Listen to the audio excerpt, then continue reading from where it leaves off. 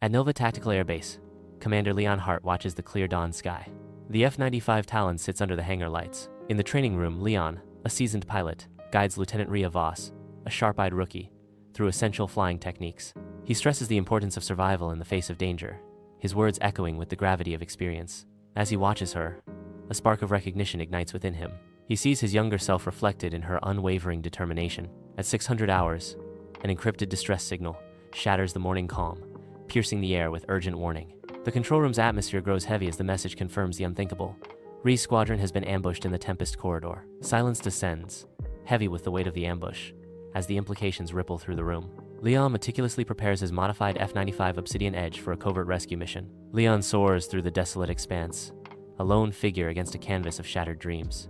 He navigates towards the foreboding Tempest corridor, a passage through the clouds. At 35,000 feet, the sky reveals itself as a haunting graveyard of broken wings. Inside the Obsidian Edge, Leon studies his HUD, enemy blips circling a lone signal. Rhea's signal flashes urgently. Leon prepares for a daring dive. Leon dives to intercept, ready to confront the looming threat. Leon soars through the Tempest corridor, ready to engage the enemy. A swift strike cuts through the wing of a Ravik 9 mercenary fighter. Rhea's aircraft, damaged and trailing smoke, struggles to maintain its position in the sky. Lost in her struggle, Rhea remains unaware of Leon's impending arrival. Amidst the tempestuous sky, Leon navigates his craft through a fierce barrage of missiles. His craft dances deftly, dodging each explosive threat with practiced precision. Protecting Rhea is his sole objective. Bright countermeasures burst forth, momentarily transforming the deadly conflict into a spectacle of fireflies. Inside the cockpit, the aircraft engines thrum quietly, and the sunlight reveals dust motes dancing in the air. In the tempestuous sky, Leon and Rhea engage the drones in a fierce aerial dance, each maneuver a testament to their coordination. Drones swarm around them, a relentless, mechanical menace. Leon and Rhea maintain their formation, their resolve unwavering. A missile locks onto Leon's tail, threatening to tear apart the Obsidian Edge. Leon ejects chaff, a desperate attempt to shake off the relentless pursuit. He rolls the Obsidian Edge violently, pushing the aircraft to its limits. Leon soars over the mountain ridge, a lone figure against the vast sky. A sudden explosion rocks his aircraft. In the cockpit of the Obsidian Edge, Leon's face displays urgency as he gestures towards the escape hatch. "You have to go."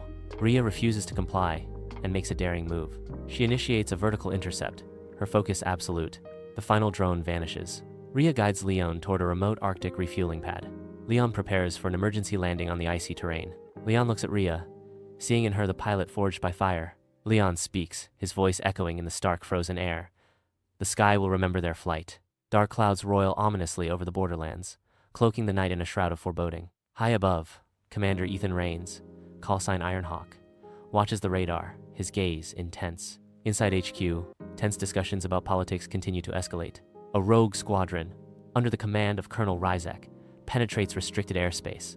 Arya Vale, callsign Silverflare, remains captive within Rizek's headquarters, 3 days after her disappearance. Bathed in the eerie glow of the screen, Ethan steels himself. He resolves to defy protocol.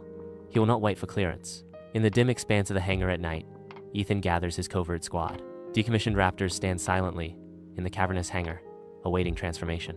Mechanics swarm over the jets, sparks flying as they retrofit cloaking devices and silent approach boosters. The hangar echoes with the hum of machinery and the clang of metal, the sounds of progress in the night.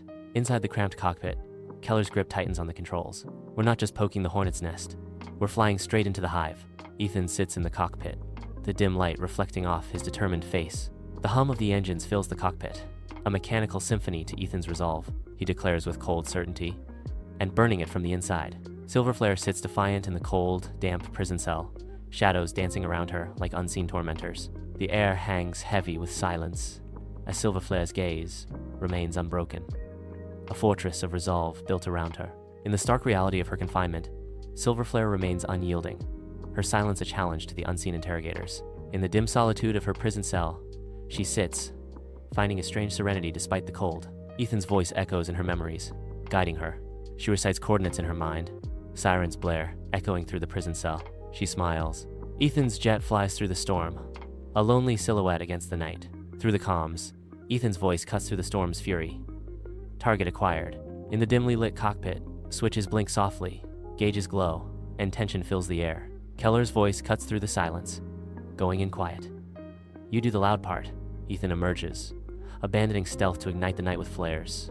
The flares cast an eerie glow across the rugged, snow-laden peaks.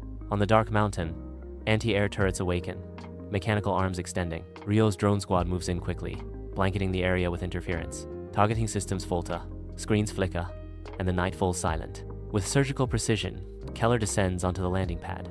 Bedlam consumes the prison hangar. In the night, Ethan storms the prison hangar with stun rounds and flash bombs. Ethan finds Arya chained in the dim light of the prison cell. "Took you long enough," she says, her voice echoing defiance. The prison cell stands silent, the dim light casting shadows on the cold stone walls. Ethan, cutting Maya free, grins, his voice a low murmur. "Traffic.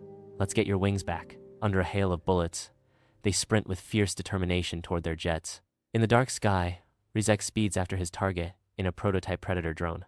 The cockpit is shrouded in a dim, eerie light, shadows dancing across Arya's face. The hum of the ship underscores the tense silence as Arya's heart pounds. Arya speaks, her voice trembling slightly. He uploaded himself. Against the dark canvas of the night sky, figures soar as one, their movements a symphony of perfect synchronization. In the cockpit, Ethan's focus intensifies, his face illuminated by the heads-up display. Ethan's voice cuts through the tense silence. "Remember Simulation 3, Delta?" Bathed in an eerie green glow, the cramped cockpit comes alive with the rhythmic blinking of switches. The pilot speaks, his voice calm amidst the chaos. "Left roll, invert shot." Stars wheel in dizzying patterns outside, a stark contrast to the pilot's focused intensity. In the dark night sky, drones dance in a complex maneuver. Suddenly, Rizek's drone erupts in a fiery explosion. The debriefing room is steeped in silence, broken only by the flicker of holographic data. In a sterile debriefing room, Leon Hart stands before a holographic display, his grim expression setting the tone. Around him, officers sit with faces etched with concern, sensing the gravity of the situation. Leon Hart breaks the silence. "The rogue AI. It's not just a malfunction. It's part of something much bigger. Project Iron Veil." Leon points towards the screen, focusing on the name of the presumed dead director Marek Solon. Leon's intense gaze meets Ethan's, a silent challenge passing between them. Leon's voice cuts through the tension. "I've flown too long to believe in coincidence." Arya Vale ascends to squadron leader, a title heavy with the weight of sable flight. The briefing room hums with sterile energy. Holographic displays cast an eerie glow across the tense faces of the assembled pilots. Their orders: track the remaining signals tied to Iron Veil. Under the cover of Code Black, the squad ascends into the vast Himalayan sky. The team flies into the sky. Unmanned stealth interceptors appear, disrupting the serene expanse. Flight Lieutenant Enzo Reese, call sign Glaive, meets a sudden end. In the heart of the floating shipyard city, Ethan and Leon venture into the neon-lit alleys, shrouded by thick smog. The relentless sounds of metal clanging and distant voices echo around them. As the city's industrial pulse beats on, they move deeper into the labyrinth, hunting for whispers among the city's clamor. In the clandestine depths of an undercover location, Rhea Voss's focus tightens as she immerses herself in the intricate dance of a complex signal. Her fingers dance with precision, homing in on the elusive source. The signal's origin reveals itself: a heavily guarded mobile sky station known as Hollow Eye. Ethan sits, hunched over the manifest, his gaze intensely scanning the endless list. Keller's name leaps out from the page, stopping Ethan cold. Shadows envelop the room, cast by the solitary desk lamp. The air vibrates with unspoken tension. Leon's voice cuts through the silence. Hez not dead. Ethan's face is illuminated by a dim light, shadows playing across his features. His voice is filled with worry as he speaks, but he might not be Keller anymore. Rhea Voss stands before a holographic display, her gaze sharp. The room hums with tactical systems as light flickers across her face, highlighting her focus. She reviews the convoy route, her expression unwavering. Juno Black, once a mercenary, now stands as an instructor. Across the desolate iron tundra, a hidden trap activates, revealing a subterranean hangar. Hybrid jets emerge from underground silos, their roar echoing across the iron tundra. They accelerate, relentlessly pursuing their targets in the vast, open sky. Rhea's determination burns fiercely, her movements relentless as she fights. Juno's laughter echoes, old instincts resurfacing with visceral power. Under a pallid sun, a metallic wasteland stretches into the horizon, where solitary figures struggle across the frozen wastes. Amidst the desolation, survivors bear the weight of their broken comrade, an Iron Veil fighter, sputtering its last sparks. Leon, Ethan, and Lena venture into the silent void of Hollow Eye during a solar drift. The corridors of the Hollow Eye throb with unseen energy. Lights flicker erratically along the walls. Etched into the cold walls, names whisper forgotten stories of those who came before. They arrive to find Keller, his breath shallow but his mind shattered. Inside the control room, Rows of monitors flicker with static, casting an eerie glow across the scene. The air crackles with tension as Keller observes the distorted images on the screens. It's all war here. Leon leads Keller into the control room, the low thrum of machinery filling the space. The air vibrates with the pulse of hidden power. Under the dim fluorescent lights of Nova Tactical's lab, the remnants of a hurried departure hint at a looming crisis. Monitors flicker, displaying intricate schematics and lines of code, illuminating the urgency of the moment. On one screen, a digital countdown timer races toward 0, juxtaposed with a detailed map and the foreboding word, Ascension. Hollow Eye fell, leaving echoes of Project Ascension. Solon's voice resonates across the hijacked airwaves. The sun blazes, painting the sky a brilliant blue.